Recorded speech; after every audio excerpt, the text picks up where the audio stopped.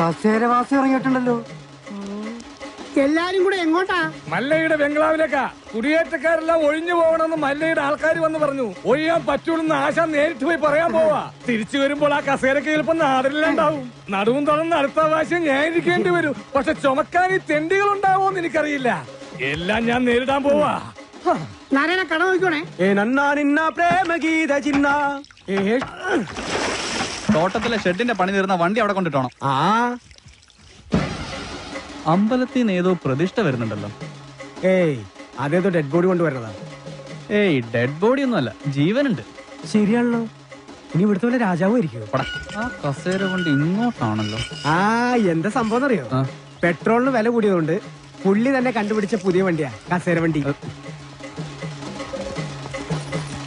നിങ്ങളാണോ മല്ലയ്യ? ഇത് മല്ലയ്യല്ല, മല്ലയുടെ സെക്രട്ടറിയേറ്റാ.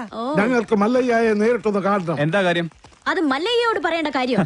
മല്ലയോട് പറയേണ്ട കാര്യം ആദ്യം ഇവിടെ പറയണം. എന്നിട്ട് അദ്ദേഹത്തോട് പറയേണ്ട വല്ല കാര്യമാണെങ്കിൽ ഞാൻ അത് അവിടെ പോയി പറയും.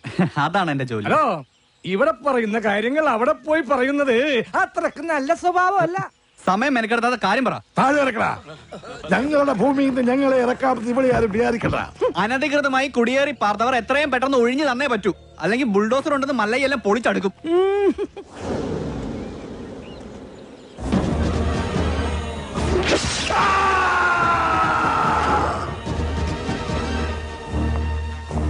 കാട്ടാപ്പള്ളിയെ തോൽപ്പിച്ച് തോട്ടവും ബംഗ്ലാവും വാങ്ങിയപ്പോ ഒരു രക്ഷകനെത്തിയെന്ന നാട്ടുകാർ വിചാരിച്ചേ. ഇങ്ങനെ ദ്രോഹിക്കാനാണെങ്കിൽ കാട്ടാപ്പള്ളി നിങ്ങളും തമ്മില് എന്താ വ്യത്യാസം? അങ്ങനെ ഭീഷണിപ്പെടുത്തി ആരും ഞങ്ങളെ ഒഴിപ്പിക്കാന്ന് വിചാരിക്കേ വേണ്ട. ഏതാ ഈ ജെറുഗൻ? അയ്യോ, ഇത് പെൺകുട്ടിയാ. വർത്താനം കണ്ട് അങ്ങനെ തോന്നണില്ലല്ലോ. എന്താണ് ചെറുക്കാൻ എനിക്ക് വേണ്ടത്? മല്ലഞ്ചര ഉണ്ണിത്താന്റെ അനുഭവത്തോടു കൂടി വർഷങ്ങൾക്ക് മുമ്പേ ഞങ്ങൾ അവിടെ താമസം തുടങ്ങിയതാ. ഇപ്പൊ ഞങ്ങളോട് അവിടെ നിന്ന് ഒഴിഞ്ഞു പോകാൻ പറയുന്നത് കഷ്ടമാണ്. വേറെ പോകാൻ ഒരു ഇഞ്ച് ഭൂമി പോലും ഇല്ലാത്ത പാവങ്ങളാണ് ഞങ്ങളെല്ലാം. നിങ്ങളോട് ഒളിഞ്ചു പോകാൻ ആരാ പറഞ്ഞത്? ആധാരപ്രകാരം എല്ലാരെയും ഒഴിപ്പിച്ചിട്ടുള്ള കച്ചവടം. ആധാരമണ്ണ് നോക്കണ്ട. എല്ലാരും ഇങ്ങനെ മണ്ണ് സ്വന്തമാക്കി വെച്ചാൽ ബാക്കിയുള്ളവർ ഇവിടെ പോയി താമസിക്കും അൽവാ. നിങ്ങൾ ആരും എവിടെ പോണില്ല, അവിടെ തന്നെ താമസിക്കും. അപ്പൊ മനസാക്ഷിയുള്ള മുതലാളിമാരും ഉണ്ട്. മുതലാളി വേണ്ട, മല്ലയെ വിളിച്ച മതി. സന്തോഷമായി മല്ലയ്യ, സന്തോഷമായി. ഞാൻ ഇടപെട്ടിട്ട് ഒരു വലിയ പ്രശ്നം തീർന്നല്ലോ. പിന്നെ മടക്കി കുത്തഴിച്ചിടാത്തത് ബഹുമാനക്കുറവുകൊണ്ടല്ല, മുണ്ടിന്റെ മൂട് കീറിയിരിക്കുക. നിങ്ങൾ വലിയവനാണ്. ഞാൻ വന്നപ്പോൾ മുതൽ ശ്രദ്ധിക്കുന്നു ആ ചങ്കൂറ്റം, പിന്നെ ആ അഹങ്കാരം, സംസാരിക്കുമ്പോഴുള്ള അക്ഷരസ്ഫുടത എല്ലാം എനിക്ക് ഇഷ്ടമായി. ഇന്നു മുതൽ ഈ അധ്വാനിക്കുന്ന തൊഴിലാളി വർഗവും അധ്വാനിക്കാത്ത ഈ ഗോപാലനും നിങ്ങളുടെ പിന്നാലെ ഉണ്ടാകും. നിങ്ങൾ മല്ലയല്ല, മുത്താണ്, മുത്തയ്യ. വിളിക്കണ മല്ലയാക്കി ജയ്, മല്ലയാക്കി. മുത്തേ മുത്തേ കന്നഡ മുത്തേ, കന്നഡ വെച്ചൊരു കന്നഡ മുത്തേ, കാക്കാം കീക്കാം മല്ലയ്യ,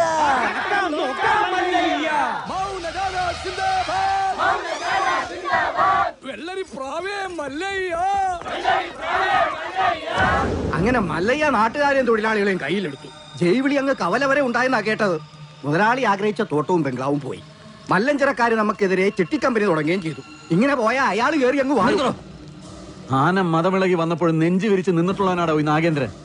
ഇതിപ്പോ രാഷ്ട്രീയ ഭാവി എന്ന് പറഞ്ഞ ഇളയച്ചൻ കയറി തടസ്സം നിന്നതുകൊണ്ടാ. മല്ലയ്യയുടെ പിന്നിലും പോലീസും രാഷ്ട്രീയം ഒക്കെ ഉള്ളതുകൊണ്ട് നേരിട്ടുള്ള കളി അപകടമാണ്. ഇളയച്ചൻ പറഞ്ഞതുപോലെ ബുദ്ധി കൊണ്ട് കളിക്കണം. വഴിയുണ്ടോ? അവന് ജയ് വിളിച്ച നാട്ടുകാർ തന്നെ അവനെതിരെ തിരിയണം. നമ്മൾ തിരിക്കണം. കാര്യങ്ങളൊക്കെ ഞാൻ തന്നെ ആസൂത്രണം ചെയ്തോളാം. നമ്മുടെ ദശമൂലം ജയിലിൽ നിന്ന് ഇറങ്ങിയിട്ട് ഇപ്പൊ ടൗണിലുണ്ട്. ആദ്യം അവനെ ഇങ്ങ് വരുത്തിക്കാം.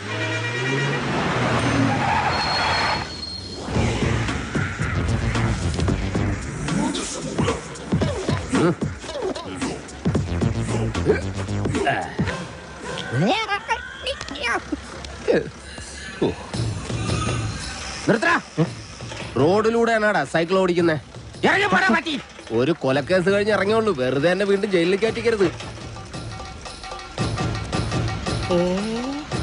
ചേട്ടാ, ഇന്നത്തെ കേരള അതെന്താ നാളെ കേരളമില്ലേ?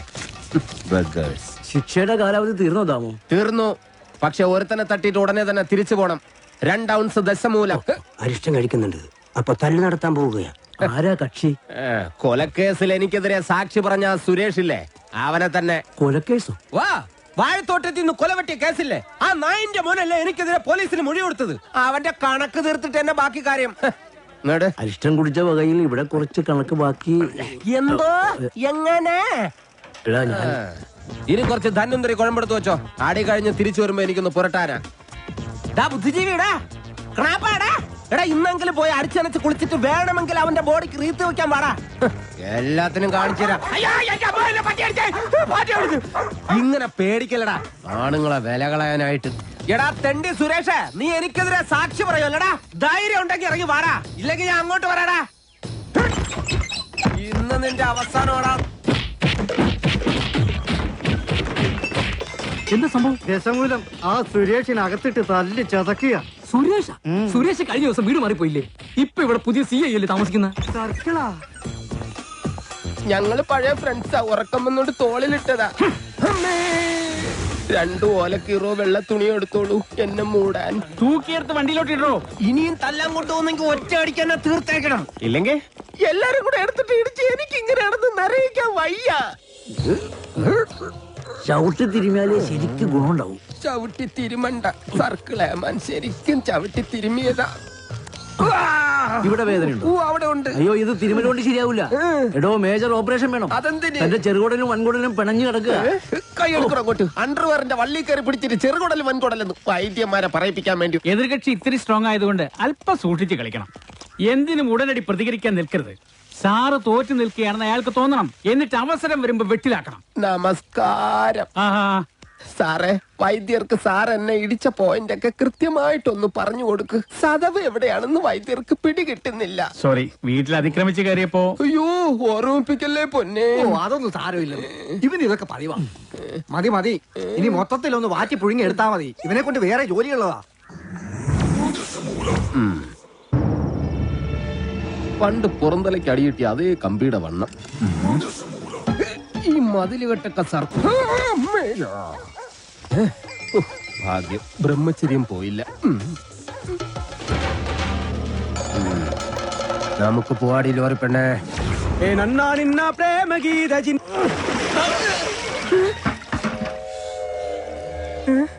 ഇവിടെ കിടന്ന ലോറി എന്തി KD 2829. നിങ്ങളാരാ? ഊമകളാ? ഹലോ, ആ മുരുക, നമ്മുടെ കാണാതെ പോയി ലോറി കിട്ടി. പക്ഷെ എന്നെ കിട്ടണമെങ്കിൽ നിങ്ങൾ ഇവിടെ വരണം. ലോറി ഇപ്പൊ എവിടെ ഉണ്ട്? ലോറി അന്നാ കസേരപ്പുറത്ത് വന്ന അമ്മാവനില്ലേ, ആ അമ്മാവന്റെ വീട്ടിലേക്ക് കേറ്റി പാർക്ക് ചെയ്തിരിക്കുക.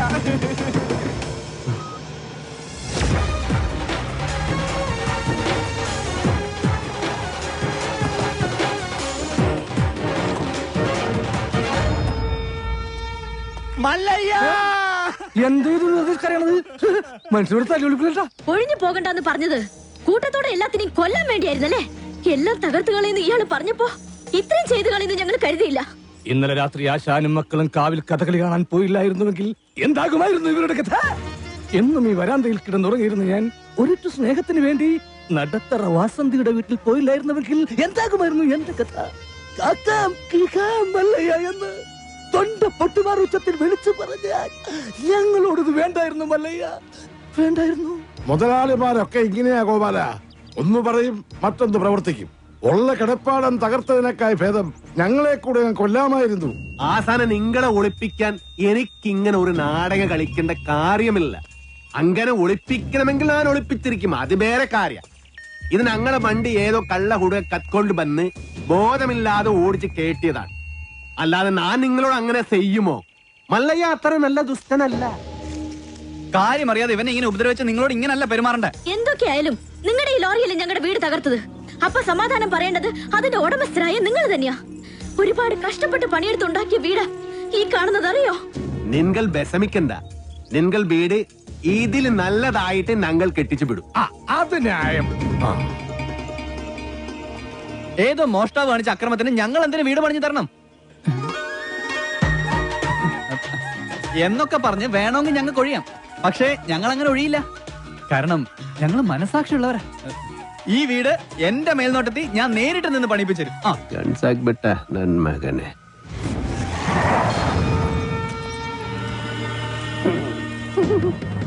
ഈ ലോറിയുടെ RC ഓണർ ആരാ? ഞാനാ. ഓ, എന്നാ സാറ് വന്ന് ജീപ്പിലോട്ട് കയറണം. എന്താ കാര്യം? വധശ്രമം. വീടൊഴിയാൻ കൂട്ടാക്കാതിരുന്നവരെ ഗൂഢാലോചന നടത്തി കൊല്ലാൻ ശ്രമിച്ചു. അറസ്റ്റ് ചെയ്യാൻ ഈ കേസൊക്കെ ധാരാളം മതി. കേരള ജീപ്പില്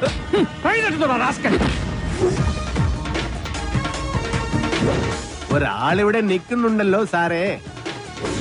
വെഡ്ബെടി, ഇതെല്ലാം സുമ്നെ ബേജാർ. വേണ്ട സാറേ, നമ്മുടെ പിടിയിൽ നിൽക്കില്ല. എന്റെ ലാറിക്കദ്ദ കള്ളനെ നിങ്ങൾ ആദ്യം പിടിക്കും, ബാക്കി പിന്നെ ആലോചിക്കും. അവര് വീട് പണിതു തരാമെന്ന് പറഞ്ഞിട്ടുണ്ട്. അതുകൊണ്ട് ഞങ്ങൾക്ക് ഈ കേസിൽ യാതൊരു പരാതിയില്ല. സാറന്മാര് പോണം. കേട്ടില്ലേ സാറേ, അവർക്ക് പരാതിയില്ലെങ്കിൽ പിന്നെ സംഗതി പുലിവാലാകെ. ഈ മല്ലയ്യക്ക് കേന്ദ്രത്തിലാ പിടി. വാടോ. ലോറി എടുക്കടാ. ലോറി കൊണ്ടുപോകാൻ വരട്ടെ. വീട് പണി തുടങ്ങിയിട്ട് സാവകാശം ലോറി തന്നു വിടാം. അതുവരെ ഒരു ഉറപ്പിന് അത് ഇവിടെ കിടക്കട്ടെ. ഇവളിന്ത തുമ്പ കഷ്ടാക്കിത്തെ പേറിയനു. എന്നാ പേർന്ന് എന്റെ മല്ലയ്യ കല്യാണം കഴിക്കാത്ത പെൺപിള്ളേരോടാണോ പേരെന്നാണ് ചോദിക്കുന്നത്? ഇവിടെയൊക്കെ കല്യാണത്തിന് മുമ്പ് പ്രസവിച്ച ചീത്ത പേരാ. പേര് നെയിം. ഓ ഗൗരി. ഗൗരി സറി. വീട് പണി കളിഞ്ഞ് സാവകാശം വണ്ടി തന്നു വിടാം. അതുവരെ വണ്ടി അവിടെ കിടക്കട്ടെ ഒരു ഉറപ്പിന്. എടാ വണ്ടി തൽക്കാലം മാറ്റിയിട്. ഗൗരിക്ക് സന്തോഷമായില്ല. ആ വണ്ടി എടുത്തോ. ആൾക്കാരൊക്കെ ഒന്ന് മാറിക്കുന്നേ. തലയിൽ വല്ല ഓടാ കീടാ വീണ ആശുപത്രി കൊണ്ടുപോകാൻ ഞങ്ങളെ പറ്റില്ല. മാറിക്ക്. പോട്ടെ റൈറ്റ് പോട്ടെ. പേടിക്കണ്ട. വല്ലതും പറ്റിയാ? വടിവാളായിട്ട് എനിക്ക് ചുറ്റും 8 പേരാ. അത് നിസ്സാർക്കാരല്ല, വടക്കമ്മല എന്നുള്ള ടീം. ചട്ടമ്പിയായി ജനിച്ചു പോയില്ലേ, ഓടാൻ പറ്റുമോ? പലപ്പോഴായിട്ട് ഓടിയിട്ടുള്ളല്ലേ, പിന്നെന്താ? ചുറ്റും വടിവാളായിട്ട് നിൽക്കുമ്പോ ഓടാൻ ഗ്യാപ്പ് വേണ്ടേ? മാത്രമല്ല ലോറിയുടെ സ്റ്റിയറിംഗ് ഇതാ ഈ നെഞ്ചിലും. സ്റ്റിയറിംഗ് അല്ല, ഈ ലോറി തൊഴിലാളികളാണല്ലോ അധികം ഗുണ്ടകളും. അങ്ങനെ അരമണിക്കൂർ കഴിഞ്ഞ് ബോധം തെളിയുമ്പോ ഞാൻ അബോധാവസ്ഥയിൽ കിടക്കായിരുന്നു. ഒരു കണക്കിന് ഞാൻ ലോറിക്ക് അടിയുന്നു. റോട്ടിൽ നിന്ന് എഴുന്നേറ്റ് നേരെ പൈപ്പിന്റെ മുട്ടി പോയിട്ട് മൂത്രം പോയ ജട്ടിയും കഴുകി നേരെ ആശുപത്രിയിലേക്ക് പോയി. ഓ ശിവനേ, ഇതെന്ത് പറ്റി ഗോപാല? എല്ലാരും തലയിലും കെട്ടാണല്ല. ജന്മദിനോ ഒന്ന് ആചരിക്കാമെന്ന് കരുതി. അറിഞ്ഞില്ലേ നിങ്ങള്? ഏതോ പരമനാറി മല്ലയുടെ ലോറിയും കെട്ടിന് പോണ വഴി നിയന്ത്രണം വിട്ട ആശാന്റെ ഹൗസിംഗ് നടത്തില്ലേ? അത് ഞങ്ങൾ അറിഞ്ഞല്ലോ. ഏതവനാണ് ലോറി കെട്ടതെന്ന് മല്ലയ്ക്ക് വിവരം കിട്ടിയിട്ടുണ്ട്. ദമു, എന്ത് പറ്റിയടാ? ചായ നെറുകന്തലേ കയറി ബ്ലോക്ക് ആയതാ. ഇനി നീ എങ്ങാനും ഞാനോ? പോടാ. നീ ആരെയും നോക്കണേ ശിവൻകുട്ടി? 11 കാവിലമ്മ വന്നു നോക്കിയതാ. അതിൽ പെങ്ങൾ വരുന്നുണ്ട്. അവൾക്കൊടുത്ത് ഹോസ്പിറ്റലിൽ ജോലി ശരിയായിട്ടുണ്ട്. ജോലി ശരിയാക്കി തന്നത് ആരാണെന്ന് നാട്ടുകാർക്കൊക്കെ അറിയാം. അത്ര വലിയ ബന്ധങ്ങളിലേക്ക് പോണോ ശിവൻകുട്ടി? റേഷൻ കട മറന്ന് മണ്ണെണ്ണ വാങ്ങണോ?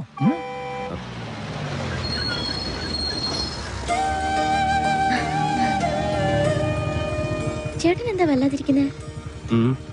നിന്റെ ആഗ്രഹം പോലെ കാര്യങ്ങൾ നടക്കും തോന്നണല്ലേ? നിന്റെ കല്യാണം ഏതാണ്ട് ഉറപ്പിച്ച മട്ട. എന്നോട് ആലോചിക്കാതെയോ? ആട്ടെ, ഏതാ കക്ഷി? പറയാം, നീ കേറ്.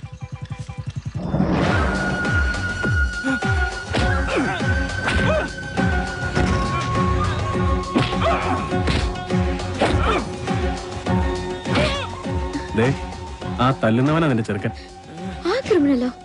അയാളുടെ ശല്യം സഹിക്കാതെയാ ഞാൻ ഈ നാട്ടിൽ നിന്നേ പോയത്.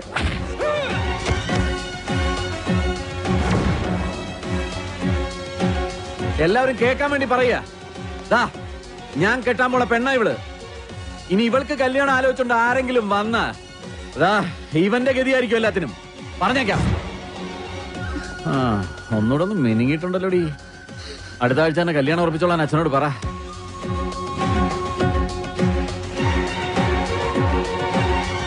എല്ലാവർക്കും വിഷമമുള്ള കാര്യ.